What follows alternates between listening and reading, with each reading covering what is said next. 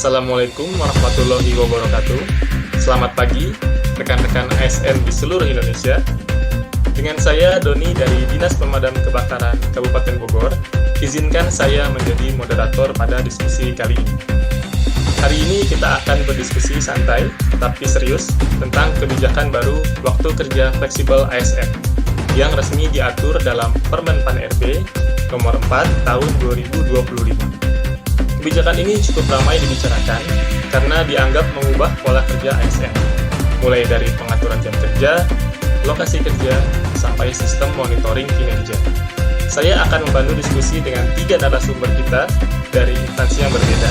Yang pertama ada Pak Ferdian dari Bapedalitbang Kabupaten Bogor.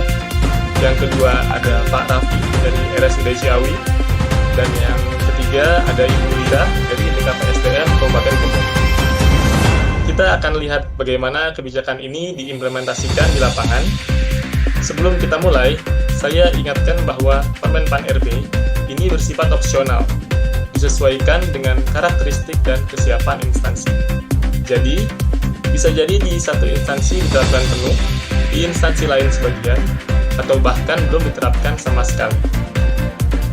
Ya, baik. Tanpa berlama-lama, langsung saja kita mulai dari Pak Ferdian. Apa kabar, Pak? Alhamdulillah baik, Pak Doni. Pak Ferdian, di Bapedalitbang itu biasanya fleksibilitas itu krusial ya, Pak. Bagaimana pandangan Anda soal kebijakan ini, Pak? Tentu saja krusial, betul sekali Pak Doni. Terutama di Badan Pengembangan Penelitian itu kan pekerjaan kami sering membutuhkan waktu fokus yang panjang sekaligus. Sebelum kita kerja kita harus juga paparan dulu ke OPD lain dan juga rapat, baik itu di kantor, di lapangan, maupun di depan komputer untuk menganalisis data.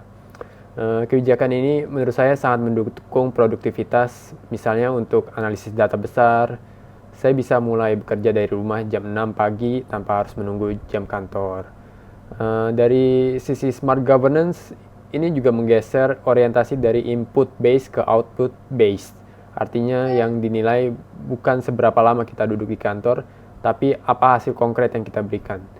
Kami juga menerapkan kolaborasi daring lintas instansi, jadi fleksibilitas waktu dan lokasi ini cukup sangat membantu selama ada target dan pengawasan yang jelas tentunya. Itu saja dari saya. Iya, baik. Terima kasih atas pendapatnya Pak Ferdian. Sekarang saya akan ke Pak Raffi ini dari rumah sakit. Di rumah sakit seperti RSUD Ciawi, Pak, layanan kan tidak boleh berhenti ya. Apakah fleksibilitas ini realistis? Gimana nih menurut Pak Raffi? Dari pandangan saya untuk pelayanan langsung pasien ya, fleksibilitas itu memang terbatas ya. Dokter, perawat, tenaga IGD, semuanya tetap harus sesuai jadwal shift sih. Tapi untuk tenaga non-medis atau administratif, fleksibilitas bisa diatur. Misalnya bagian rekam medis atau administrasi keuangan bisa WFH maksimal 2 hari seminggu sesuai ini Permen Pan RB ininya. Kuncinya ada di manajemen shift dan data kunjungan pasien. Kalau beban tinggi ya semua harus turun ke lapangan. Kalau kita kaitkan dengan smart governance, teknologi seperti electronic medical records dan digital scheduling bisa membantu mengatur ini tanpa mengorbankan mutu layanan sih. Oke, baik. Terima kasih Pak Raffi atas pendapatnya. Sekarang saya ke Bu Lira dari BKPSDM yang pegang kendali soal manajemen ASN ya, Bu. Menurut Bu Lira, bagaimana implementasi kebijakan ini di level kabupaten? Wah, kalau di BKPSDM sendiri ya, kebijakan ini tuh bukan soal hanya mengatur jam kerja, tapi mengubah pola pikir ASN. Kebijakan fleksibilitas ini mengharuskan adanya monitoring kinerja berbasis teknologi. Jadi misalnya di Si Cantik ya, di Si Cantik itu kita harus melakukan approval dulu ya, harus minta izin dulu untuk melakukan kebijakan ini. Jadi nanti akan ada pemantauan target harian pegawai. Di Permen Pan RB juga jelas disebutkan bahwa fleksibilitas waktu tidak mengurangi total jam kerja mingguan. Jadi kalau misalnya ASN memilih masuk lebih siang, ia tetap harus menutup kekurangan jam di hari lainnya. BKPSDM juga melakukan pemetaan kompetensi nih. Pegawai yang punya pekerjaan berbasis hasil dan bisa dilakukan jarak jauh bisa melakukan fleksibilitas kerja ini. Tapi untuk pelayanan publik langsung, fleksibilitas kerja ini minimal ya. Jadi susah ya mengadakan fleksibilitas untuk yang berhubungan dengan langsung pelayanan seperti itu. Oke, baik. Ya, terima kasih atas 3 pendapatnya. Sekarang saya akan membuka sesi diskusi mengenai hal ini. Pak Ferdian, bagaimana pendapat Anda soal tantangan pengawasan yang disampaikan Ibu Lira tadi? Punten, untuk mengukur kinerja memang ada tantangan terbesar, terutama kita tidak bisa memonitor ASN-ASN yang biasanya ada oknum-oknum, memang benar. Kalau hanya WFH tapi outputnya minim ya percuma gitu. Di tempat kami membuat milestone mingguan yang harus disetorkan. Jadi pengawasannya bukan harian tapi berbasis capaian.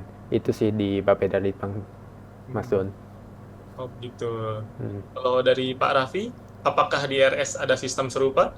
Oh, pasti ada, pasti ada. Cuman lebih ketat biasanya sih. Shiftnya itu paling jelas sih.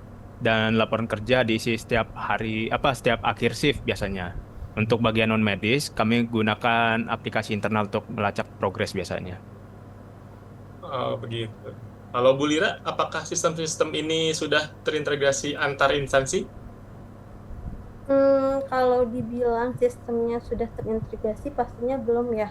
Belum semua terintegrasi. Jadi integrasinya tuh kita masih bertahap. Tapi insya Allah ke depannya kami juga harap sedang mengembangkan sistem ini. Kemudian juga kami berharap ada platform nasional yang memudahkan koordinasi dengan pengawasan lintas instansi. Karena kan kebijakannya juga nasional ya.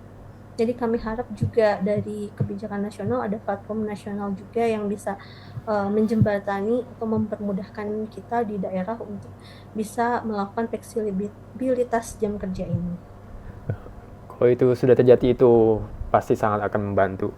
Bahkan kita bisa mengukur efektivitas kebijakan ini di tingkat nasional, bukan hanya lokal. Tapi menurut saya ada tambahan sedikit, mungkin kita bisa ada sistem lemburnya untuk memberikan semangat kepada ASN-ASN yang ingin mendapat nilai lebih di luar jam kerja. Itu saja dari saya. Balikan lagi sistemnya ke kayak seperti dulu ya, ada lemburan lagi gitu ya. Iya gitu, seperti itu. Setuju sih. Setuju banget. Nah, dari pendapat sama Teh Lira sama Pak Ferdian ya.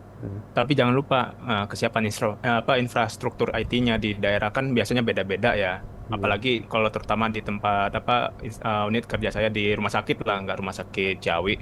Pastinya di daerah sana kan banyak ini jaringan kurang mendukung lah. Harus banyak dibangun lebih luas jaringannya. Itu aja sih untuk tantangannya. Oh, baik. Berarti dari diskusi kita hari ini sudah jelas ya bahwa fleksibilitas kerja ASN bukan berarti bekerja sesuka hati. Kebijakan ini adalah bagian dari transformasi menuju smart governance dan pembentukan smart ASN yang disiplin, produktif, dan adaptif. Kuncinya ada pada 1, pengaturan berbasis data, baik data beban kerja, data kejadian, maupun target capaian. Yang kedua, pengawasan berbasis teknologi, aplikasi monitoring kinerja, dan integrasi sistem. Yang ketiga, budaya kerja orientasi hasil, yang diukur adalah output, bukan sekedar kehadiran.